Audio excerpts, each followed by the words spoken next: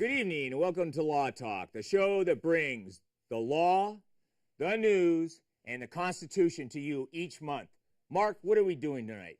Well, Jim, first we're going to talk about the Benghazi attack. There was a hearing, and the Secretary of State, or ex-Secretary of State Hillary Clinton, gave testimony, and there was some pretty interesting developments. Oh, what I remember of this is actually she gave testimony on, I think, her last official day, or it was the second to last day of her position as Secretary of State.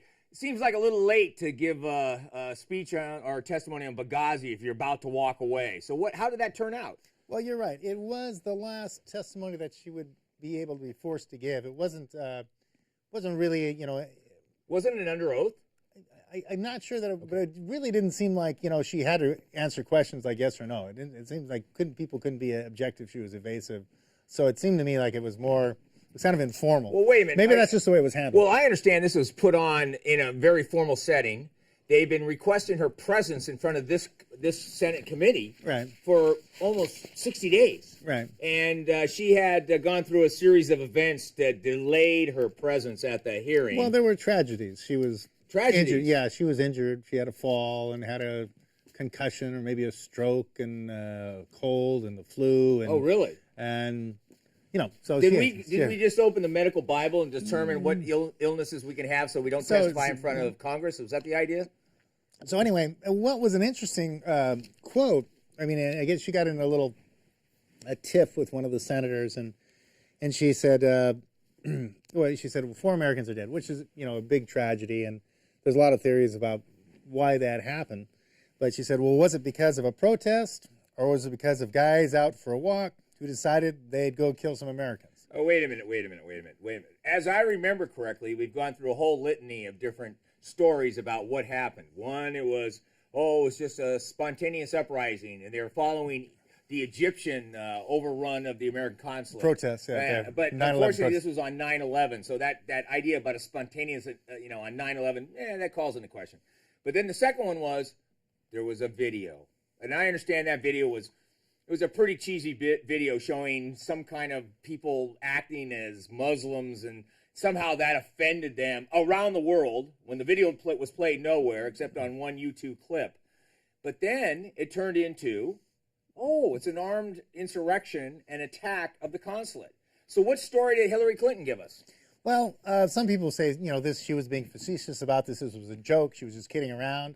Kind of taking the whole thing lightly, that, she's really not saying that some guys were just out for a walk with their rocket launchers and AK-47s and do a coordinated attack on a consulate. But, it's hard to say. The first theory about the video seems a little bit bizarre.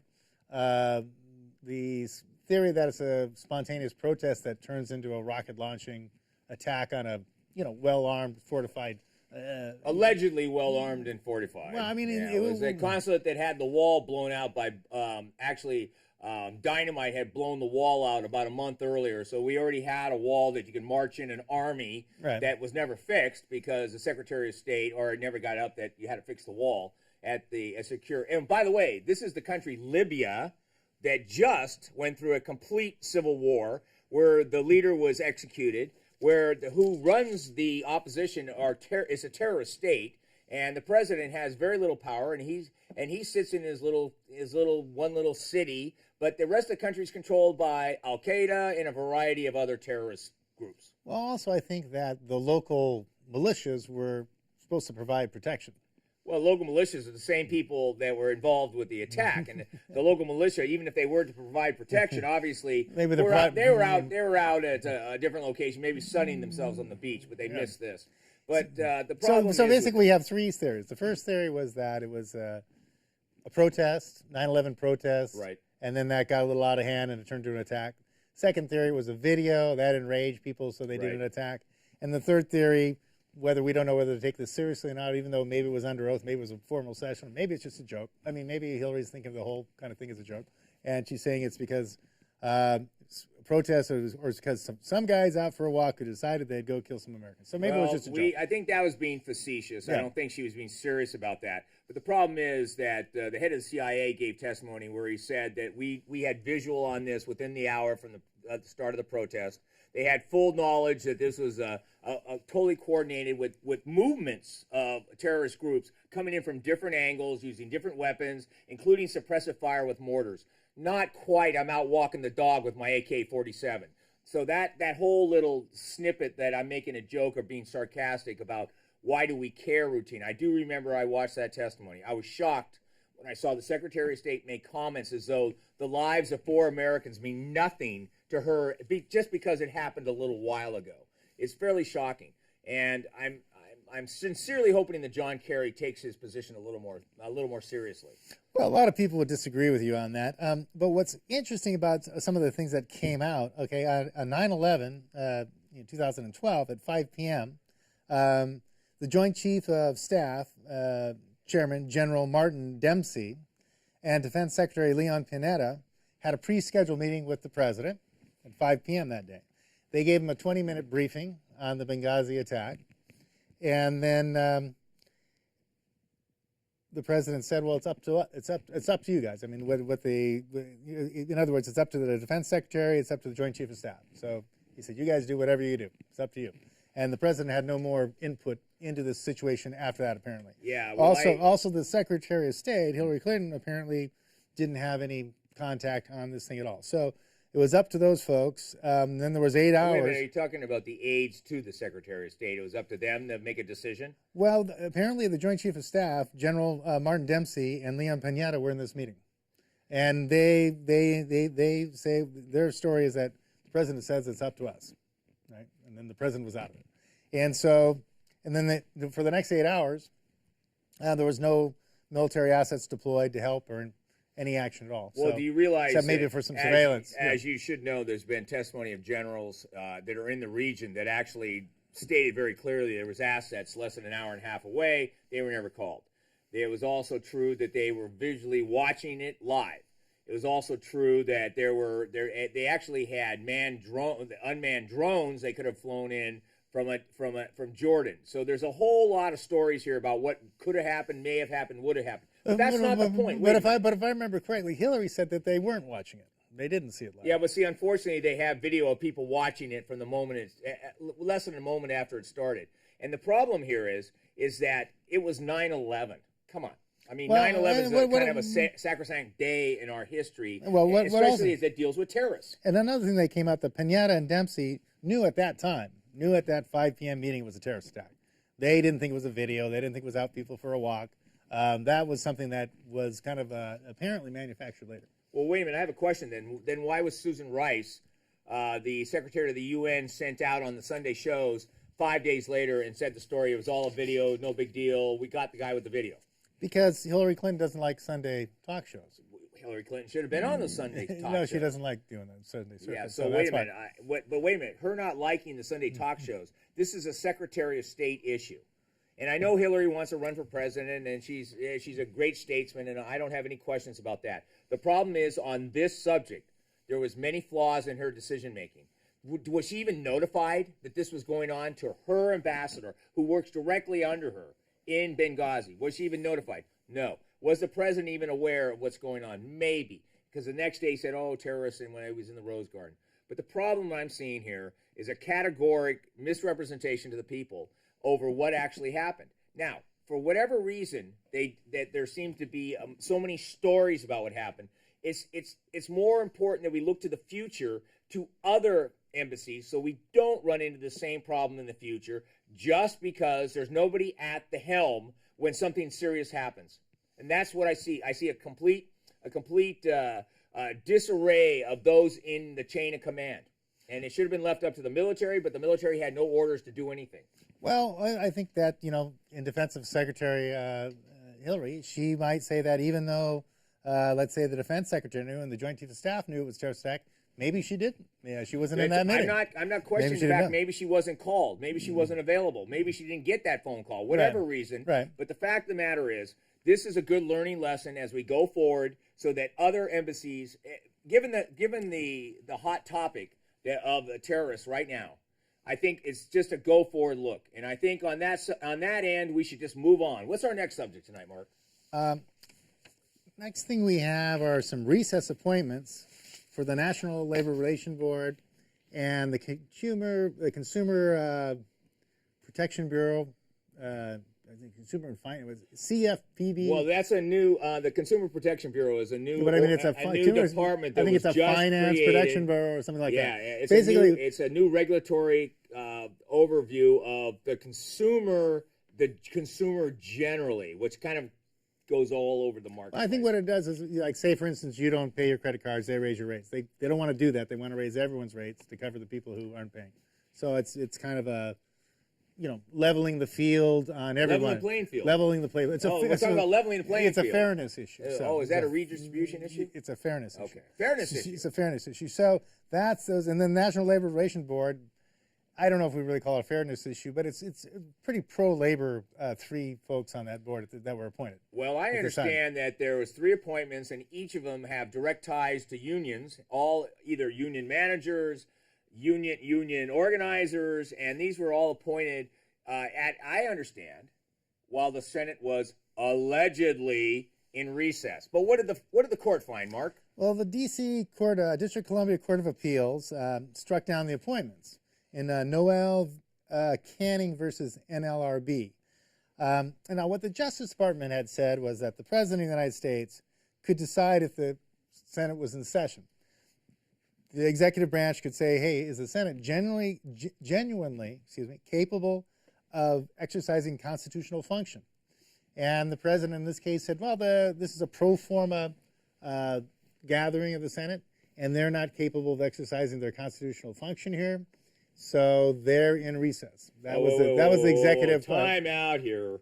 You're telling me that although the pro forma was created under the George Bush presidency by Harry Reid, that the pro forma was being utilized by the Republicans during a non-recess, and then somehow the president tried to appoint people and circumvent the Senate? Is that what we're talking about here? Yeah, Senator Reid, the majority leader, when Bush was in power, in 2007, developed this pro forma session response as a means of slowing down appointments or stopping appointments from happening. Does this mean that Senate's supposed to still be in session then?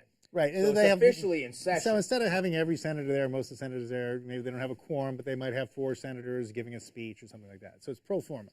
But there are people there. And, the president at that time, the Republican, George Bush, he did not... he didn't try to appoint people. He didn't try to do around the Congress. Well, he declined to unilaterally select officials, right? Okay.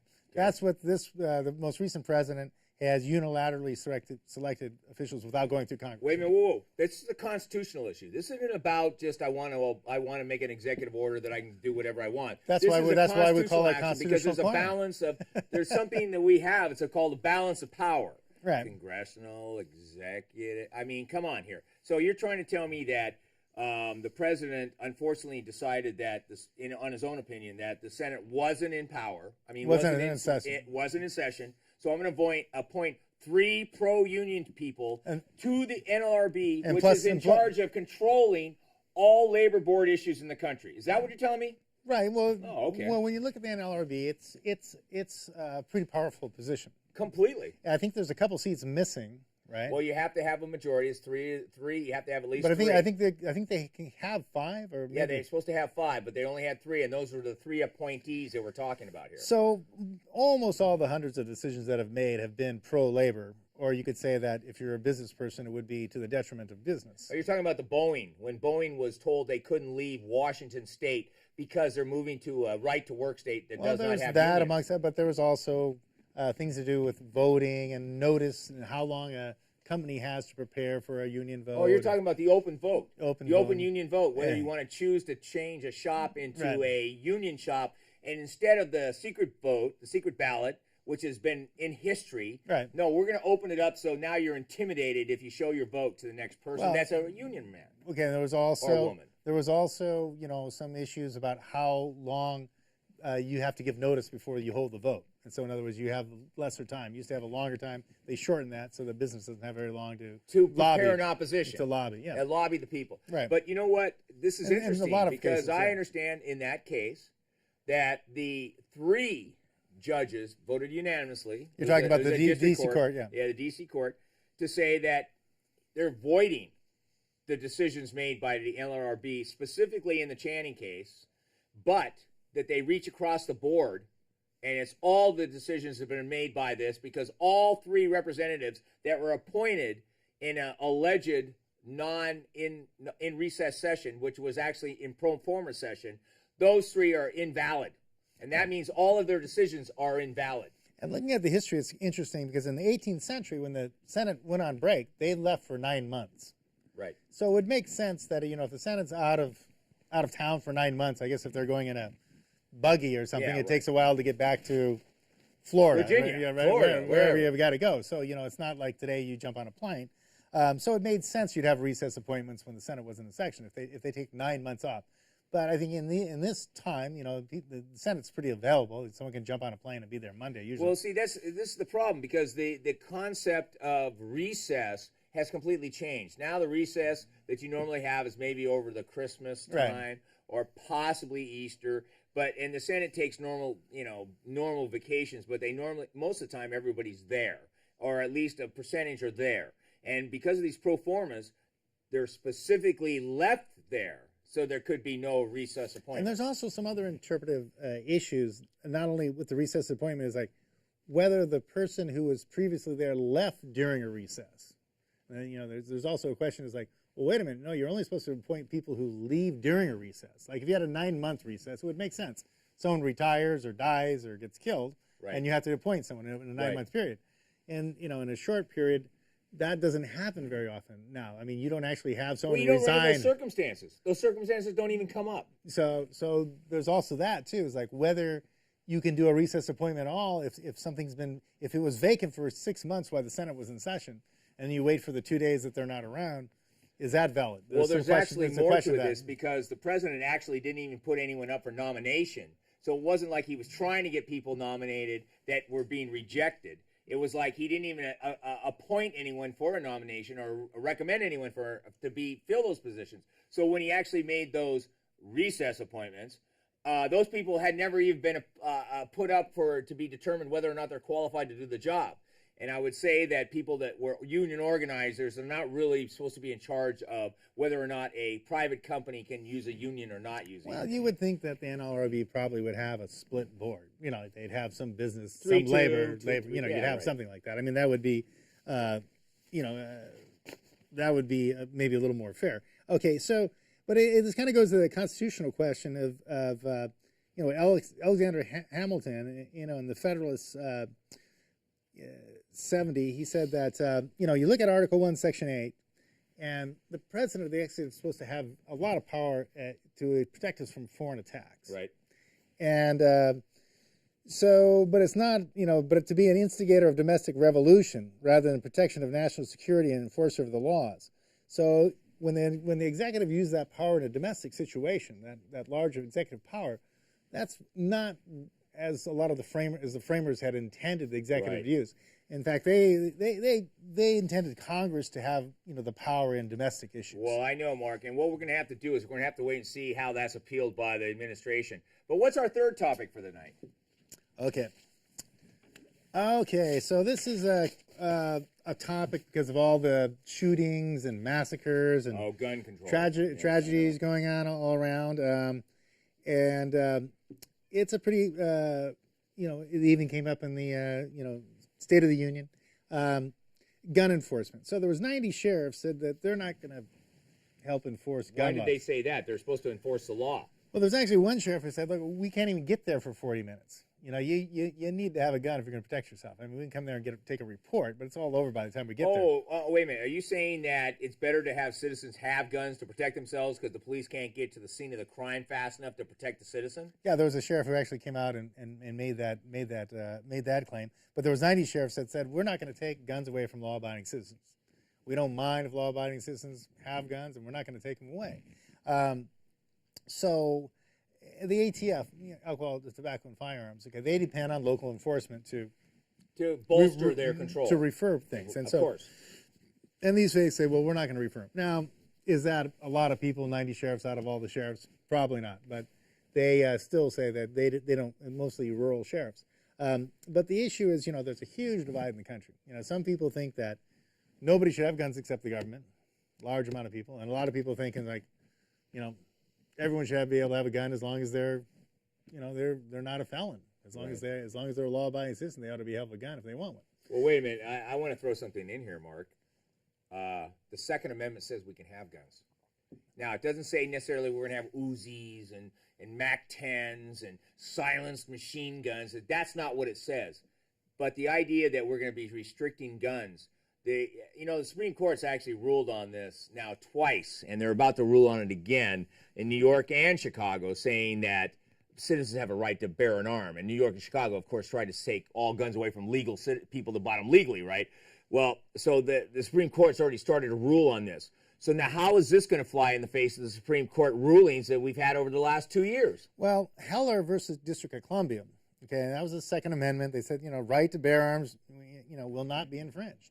And so it's not saying that even on the Constitution you're granted that right. I mean, that's considered a God-given right. You have a right to. Isn't it to protect us against the tyranny of the government? Well, that's the framers felt that a well-armed citizenry was a free citizenry. That's what they felt, and so they said the Second Amendment, you can't take away someone's arms. Now, when you start talking about it's like, for instance, Senator Feinstein. Would be Dianne Feinstein from California. Wants to ban 158 types of weapons, clips that hold more than 10 rounds. The counter argument to that would be, okay, if you're going to make a constitutional law, if you're going to go and talk about something, abridge the Constitution. Okay, well, it's got to be a legitimate government interest, right? Right. It's got to be narrowly tailored. Narrowly tailored, yes. Okay, so the question is, so if you are using, your rifle for protection, and a criminal got 20 rounds, and you've got 3 rounds, not really much of a fair fight. So you would say, I mean, to a certain point, what the argument you were saying, well, can you have a Uzi, can you have this? I think, people would say, well, the citizen ought to be able to have the standard issue of whatever's out there. If they're going to protect themselves, it's not fair that they have like a, they have to load it with a, thing in there. Musket loader. Musket loader. Let's pour in the powder, the black powder in the ball and the boy, the other guy's got. Well, I know Dianne Feinstein would probably prefer that because then we only get one shot. But there's the bigger issue here. We have a mental health problem in this country, and that problem goes back to the time when they stopped funding hospitals that dealt with mental health issues. Now they feel it's more important just to prescribe Ritalin and all the various drugs to control our youth. Well, unfortunately, our youth is not being controlled by these drugs. They're being warped by these drugs. So when it's about a gun control, wait a minute. It's not the gun that's shooting. It's somebody with the gun in their hand that's shooting. So, if we look at the one, was it Sunnybrook, the latest one in Connecticut. That child was abnormal for the last 10 years of his life prior to that shooting.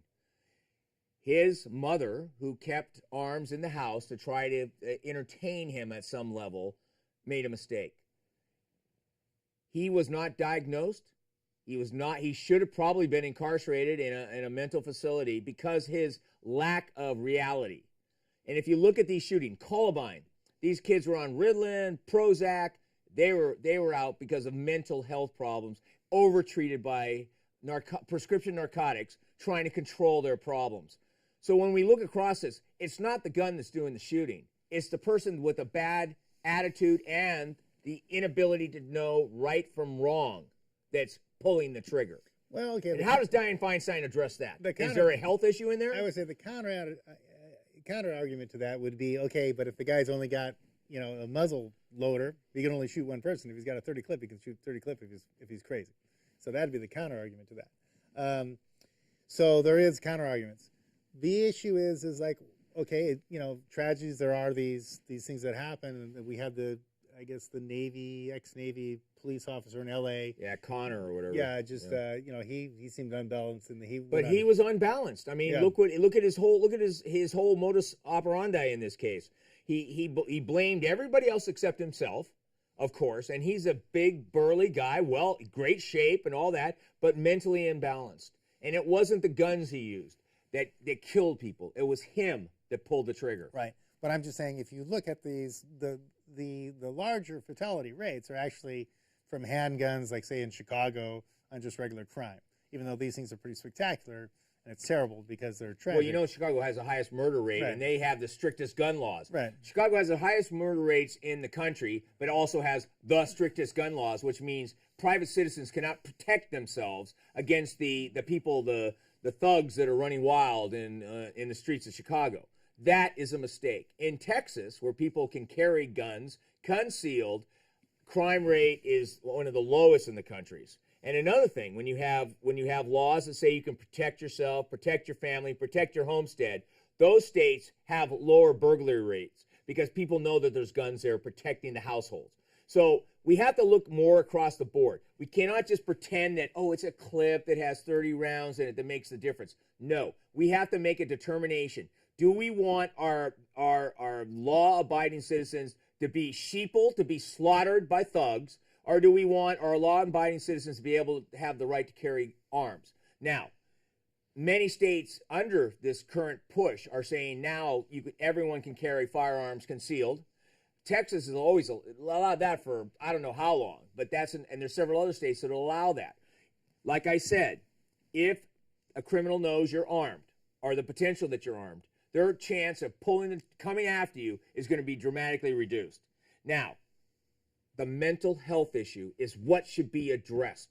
Not, oh, we're going to ban a bunch of guns. It should be, how are we going to address the mental health issue of the people in this country?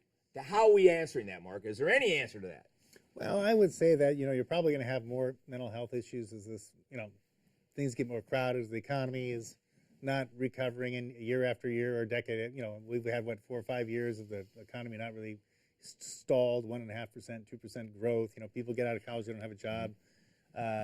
Business, the government's growing in leaps and bounds. Right. So there's a lot of more government taxation but doesn't that bring stress to the people? And then there's and then people are getting some assistance as far as food and one thing or another, some scraps off the table. But I would say that as you have you're in a low economic state, a lot of people very desperate, that could add to this. But I also think you just have a lot more stressful situations, and you have a lot more people, so you're just going to see more of these mental health breakdowns. I think you're correct, Mark, because I think the whole concept about mental health, stress, the economy, all adds to a couple things. One, people are more desperate in their lives. Two, nobody just gets a free check. And although they may get a free check for whatever reason, or a free cell phone from this government or whatever, the problem is this. We can't solve it tonight, but I'd like to see where these laws go, whether they get passed or not. And just on that note, I'd like to thank Mark for tonight, and we wish you a good evening from Law Talk. Thank you.